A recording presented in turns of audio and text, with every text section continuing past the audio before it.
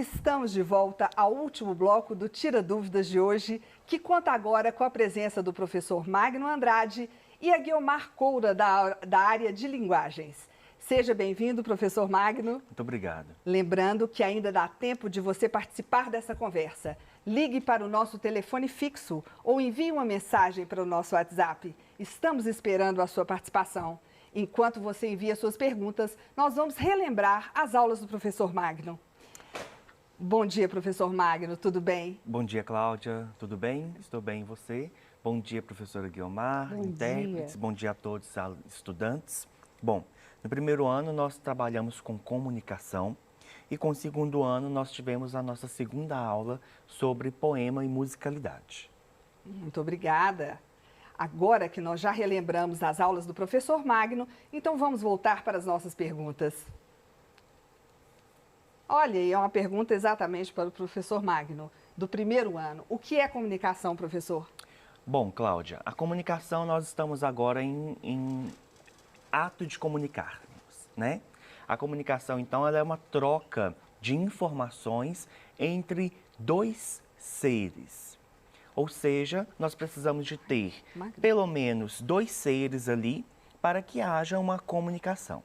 Quando você está aí pensando, refletindo algo, isso não é uma comunicação, é uma reflexão mesmo. Mas a comunicação, ela vai ocorrer, por exemplo, neste caso, em que temos mais de duas pessoas presentes no mesmo lugar e que vão estar ali trocando informações entre elas. A comunicação também ocorre entre mim e entre vocês que estão aí em casa, mas é um outro tipo de comunicação que nós vimos nas aulas e vamos ver ainda algumas perguntas sobre. Ótimo, e mais uma pergunta para você. Veio do nosso aluno Vitor Hugo, da Escola Estadual Tiradentes Alcides Lins, município de Curvelo, do segundo ano. Poderia falar mais sobre a forma e musicalidade? Poema e musicalidade, eu diria. Sim. Vitor, muito obrigado pela sua pergunta.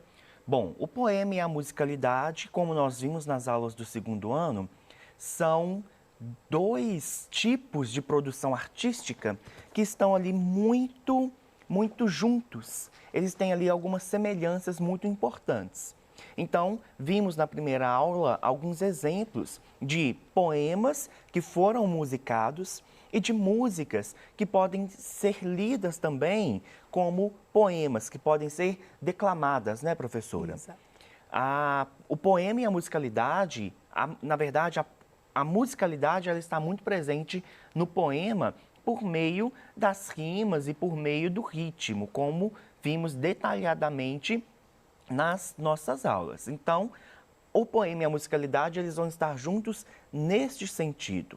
Nós temos também uma estrutura, ambos são escritos em verso, temos aí a escrita em prosa e a escrita em verso. A escrita em prosa é aquela que nós escrevemos de margem a margem e a escrita em verso é aquela que nós vamos escrever de forma estrofada, né? Ali por meio de estrofes, por meio dos versos, que é o que acontece com as músicas e com os poemas. Ótimo, professor. Vamos ao telão? É uma pergunta do sexto ano. Explique novamente o que é vocativo, professora. Vamos lá. Nós falamos isso na nossa aula, né? Dando um exemplo. O vocativo, ele é um termo que é usado para chamar, para interpelar, né? Então, na frase, por exemplo, Ana, venha cá. Esse Ana aí é um vocativo. E eu sempre falo com os meus alunos, né, professor, para eles lembrarem que o quê? De vocativo, de voz. Você usa a voz também, não é isso? Para chamar, para interpelar. Então, vocativo é um termo, né, na frase que é usado para interpelar, para chamar. É interessante falarmos também sobre isso, porque o vocativo e a palavra invocar são palavras, uma deriva da outra, né? Então, quando a gente fala de invocar, nós estamos falando justamente de chamar, né? Exato. Então, a gente pode pensar também, quando você estiver em dúvida, lembra que vocativo vem da palavra invocar, que aí você vai conseguir chegar a essa conclusão aí que a professora Guiomar nos falou agora. Muito bom, professor.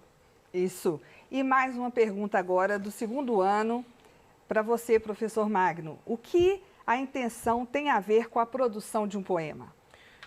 Toda comunicação tem uma intenção e vimos isso aí ao longo de nossas aulas. A intenção, então, ela vai estar ali na cabeça do autor ao produzir o poema. Isso aí nós podemos até generalizar. Não somente os poemas, eles vão estar ali integrados por meio de uma intenção, mas toda a produção textual, seja ela oral ou seja ela escrita, vai ter por trás ali uma intenção.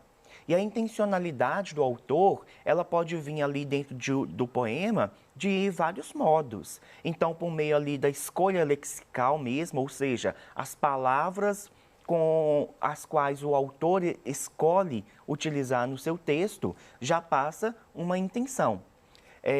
A forma como ele monta, como ele usa da musicalidade do poema, também já reflete uma intenção. Vimos nas nossas aulas um exemplo muito clássico de um poema que chama Trem de Ferro e que o autor constrói aquele poema de modo que ao longo da nossa leitura nós conseguimos fazer um som que lembra uma locomotiva. Ou seja, isso era uma intenção do autor. Então a intenção ela vai estar ali dentro da produção de qualquer texto, porque tudo que você produz, toda comunicação que você profere, ela é permeada por uma intenção comunicativa. Isso mesmo, né, professor? A gente costuma dizer, né, a intencionalidade discursiva, né? Nós falamos isso aqui também em outro momento, e eu costumo dizer para os meus alunos, né, que nada que está naquele texto, nada que está redigido, eu costumo brincar com eles, nada é de graça, né? Nada está ali à toa. Tudo tem a sua intenção, tem um motivo de estar ali. E nós precisamos perceber isso nos discursos que são, né, divulgados aí. Nós lemos tanta coisa, né? E sempre existe uma intenção, como muito expressou aqui o professor Magno, tudo tem a sua intenção, tem um motivo de estar ali, né? Ótimo. E agora uma dúvida da nossa aluna Luísa. Ela é de Araxá, do 6º ano. Professora, quando eu faço o uso da vírgula? Vamos lá, Luísa, né? Luísa. De Araxá, ô, terra bonita. Eu vou lá ainda, viu, professor? Meu sonho é conhecer não, também. Luísa, poderia fazer um convite, né? Claro, fica Isso aqui, mesmo. estou aberta, tá? Ao convite. Mas, Luísa, bom, o uso da vírgula é como eu falei, né? Nós falamos no outro bloco, que alguns sinais de pontuação, eles possuem uma certa regularidade. Nós poderíamos pegar, né, professor Magno, a vírgula, porque a vírgula, o uso dela, nós temos algumas regras para serem usadas. Por exemplo, quando eu estou redigindo uma carta, eu vou dar um exemplo simples, tá, Luísa, para que você possa entender. E também usando de um gênero que você possivelmente tem mais contato, já viu aí no percorrer, né, durante os anos de escolaridade. Quando eu estou escrevendo uma carta, quando eu coloco lá local e data, entre esse local, poderia ser, por exemplo, Araxá, vírgula, não é isso? E você coloca a data em que você está redigindo a carta. Então, a vírgula, por exemplo, ela é usada para separar local e data numa escrita.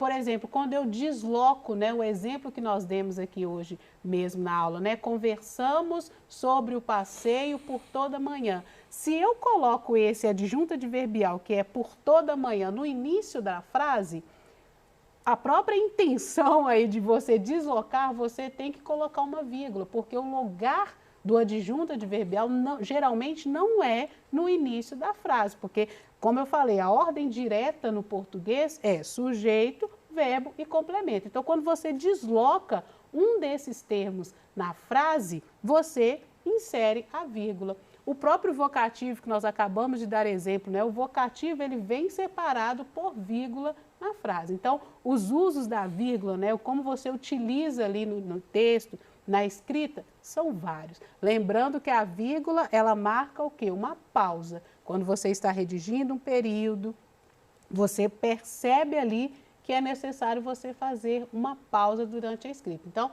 se você fizer uma pausa, já suspeite. pode ter uma vírgula ali no texto. Não é isso, professor? É isso mesmo, muito bem explicado. Nós temos aí, é um assunto até muito longo para nós podermos responder em um tempo tão curto, porque existe aí diversos usos da vírgula, alguns optativos, outros obrigatórios, mas é muito vasto o uso realmente da vírgula. E este exemplo da ordem direta, ele é muito bom, porque se nós temos, então, uma estrutura frasal que é de sujeito, verbo e complemento, se você desloca qualquer um deles, coloque vírgula. Se, ao invés de sujeito, verbo e complemento, você escrever uma frase verbo, complemento, sujeito, já coloque vírgula ali após o seu complemento. Qualquer tipo de deslocamento que houver dessa estrutura que a gente chama de canônica, né? Uma estrutura lá já engessada, você deve pontuar isso aí por meio do uso da vírgula. Exato. Muito obrigada. Luísa, muito obrigada pela sua participação. Vamos continuar. Por meio de que podemos nos comunicar, professor? Aí é também uma grande quantidade também, né, professor? Nossa! Podemos mas hoje, com o uso da tecnologia. Com o uso da tecnologia. Então, a forma mais comum de se comunicar é por meio, sim, da língua e por meio da língua oral, como nós estamos fazendo aqui, como eu estou me comunicando com a professora Guiomar. Existem também outras formas, por exemplo, nós temos aqui a nossa intérprete de Libras, que está se comunicando com as pessoas surdas por meio dos sinais. Então, ela não está aqui usando o som como nós estamos, mas ela também está se comunicando com essas pessoas. Nós temos outro meio de comunicação, que é esse que você está usando aí agora, e que é a televisão. Então, nós não estamos perto um do outro, mas mesmo assim, eu consigo me comunicar com você e você consegue se comunicar conosco aqui também no estúdio por meio dos telefones que já foram colocados aí na sua tela. Ou seja, é gigantesca os meios de comunicação que nós podemos usar aí para manter a comunicação de uma pessoa com a outra. E lembrando também os tipos de linguagem, né, professor? Quando nós falamos de comunicação, nós nos lembramos aí dos tipos de linguagem, daquilo que nós utilizamos, e uma das ferramentas, né, mais comuns que nós utilizamos aí, nós temos a língua, né, para nos comunicar, mas dentre isso nós temos também as linguagens. Como muito bem colocou aqui o professor, a questão dos sinais, nós temos os gestos até mesmo, né, que são a linguagem não verbal aí, que a gente não usa a escrita, né, e nós temos também as expressões. Porque se eu faço uma expressão, dependendo da expressão do meu rosto, da expressão corporal também, eu estou emitindo uma informação.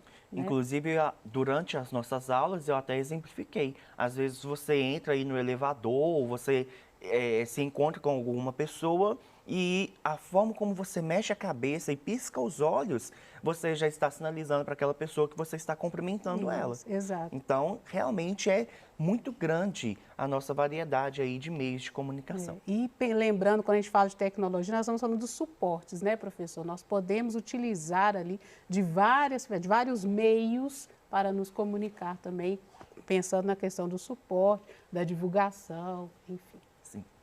Ótimo. Vamos então ao telão. Todos os textos possuem o mesmo grau de informatividade, professora? Vamos lá. Não, né, professor? Como nós bem falamos aqui em outros blocos também, quando a gente está falando de um texto de divulgação científica, por exemplo, são textos que possuem um alto grau de informatividade, ou seja, é um texto que é produzindo, utilizando ali, né, várias informações, vários dados, vários exemplos, porque esse texto ele é um texto rico, né, de informações. São os textos de divulgação científica, por exemplo. Tá? Nós temos outros também, obviamente que sim. Mas a variedade de informações em um texto ali, nós temos textos com alto grau de informatividade, com médio grau de informatividade e textos com baixo grau de informatividade também. Como nós falamos na nossa aula, que a maioria dos textos de circulação na sociedade, eles possuem um médio grau de informatividade. O que quer dizer isso? São textos que apresentam novidades. Um texto também carente de novidade, ele não vai ser atrativo. Esse é o grande segredo, né? E o texto de divulgação científica, como ele apresenta muitas informações, é para alcançar a sociedade, também pelo meio, né? Quem produz esses textos ali são pessoas que pesquisam muito, enfim. Então, por isso que possui um alto grau de informatividade. Agora, na sociedade, nós temos textos aí que apresentam, que precisam apresentar, na verdade, informações novas, porque senão não se torna atraente. E o texto com baixo grau de informatividade, por exemplo, é um texto que não traz, que não atrai a atenção ali do leitor, por quê? Porque não apresenta informações, nenhum tipo de novidade, né? É por isso que nós, quando nós pedimos, né, professor, os alunos que produzam, né, um texto, nós também nós também falamos com os alunos ali, por exemplo, pesquise sobre esse assunto, justamente para que ele saiba desenvolver ali a sua redação, apresente argumentos, né, na sua dissertação, para que o texto, né, produzido, ele venha a ser interessante para quem lê. É por isso que é importante nós pesquisarmos, para que esse texto aí traga informações novas. E, né, pensando no nono ano, os alunos do nono ano eles já se preocupam também, né? A gente precisa de falar isso, porque em pesquisa nós percebemos que grande parte dos alunos, eles querem, né, fazer uma faculdade, fazer a prova do Enem, e o que mais preocupa aí, né, é a produção de texto. Então, pesquise mesmo, leia bastante para que a produção dos seus textos ali tenha esse alto grau de informatividade. Traga novidades para o seu texto, né? Traga informações novas ali para o leitor. Não é isso, professor? É isso mesmo, professora. O número de informações dentro de um texto, realmente é muito importante, mas você deve atentar-se ao gênero textual que você está produzindo. Porque existem alguns gêneros textuais que, se você colocar muitas informações, você pode se perder ali e aí pode causar um certo problema. Então, antes de produzir também, dá uma pesquisada lá nesse gênero textual e veja como que as informações se constroem ali dentro. Exatamente, porque nós falamos isso na nossa aula também, né? Lembrando que o quê? Que a maior parte do texto ele apresenta são as informações secundárias, são aquelas informações que complementam a ideia central do texto. Só que essas informações secundárias, elas precisam ser dosadas também, né? Porque lembrando ali do significado, né? O que vem a ser um texto? É uma unidade linguística em que todas aquelas informações ali contribuem para o sentido do texto. Então, se você começa a colocar informações secundárias demais e se perde da ideia central do seu texto, isso pode prejudicar o sentido do seu texto. Muito bem lembrado, professora. Obrigada. Obrigada. E agora, professor, o que é comunicação síncrona? Bom, nós temos aí, né, esses dois tipos de comunicação. A comunicação síncrona e a comunicação assíncrona. Síncrona e assíncrona são palavras que vêm de sincronia. E aí a comunicação síncrona, ela vai acontecer quando quando aquelas pessoas que estão se comunicando pertencem ao mesmo tempo e espaço. A minha comunicação com a professora Guiomar e com a Cláudia neste momento é uma comunicação síncrona, porque estamos juntos, estamos no mesmo tempo, no mesmo espaço e conseguimos aí responder um ao outro de forma imediata. A comunicação assíncrona, ela acontece quando há aí uma desestabilidade deste tempo e deste espaço. Então, a minha comunicação com você, estudante, é uma comunicação assíncrona, porque nós não estamos no mesmo espaço e há aí também uma diferença de tempo. Embora estejamos ao vivo, pode acontecer uma diferença de tempo aí até o que eu estou dizendo chegar aí a sua televisão. Isso acontece também muito pelo WhatsApp, mesmo que você esteja ali naquele momento conversando e respondendo àquela pessoa, o espaço que vocês estão é um espaço diferenciado. Portanto, torna-se aí uma comunicação assíncrona. Isso. Ainda com você, professor, dê exemplos de pautas sociais. Bom, nós temos aí, conversamos sobre isso na aula do segundo ano, temos aí diversas pautas sociais. Uma das pautas sociais que estão aí mais em evidência, apesar de que todas sempre estão, Por exemplo, sobre o racismo. O racismo é uma pauta social, ou seja, é algo que tem sido, que precisa ser discutido na nossa sociedade. Temos aí outras pautas sociais, por exemplo, como o feminicídio, né? A violência doméstica, a violência contra a mulher. Temos aí a LGBTfobia, ou seja, a violência contra pessoas LGBTs. Temos a gordofobia, que também nós consideramos aí também como uma pauta social. E aí existe também uma variedade muito grande de pautas sociais que estão aí em evidência, estão aí em reflexão e em discussão na nossa sociedade. Muito obrigada, professor Magno. E agora estamos chegando ao final do Tira Dúvidas de Linguagens. Ficou alguma dúvida? Acesse o aplicativo Conexão Escola e envie a sua pergunta diretamente para o seu professor. Quero lembrar que o acesso ao aplicativo é gratuito e não consome nenhum dado da sua internet.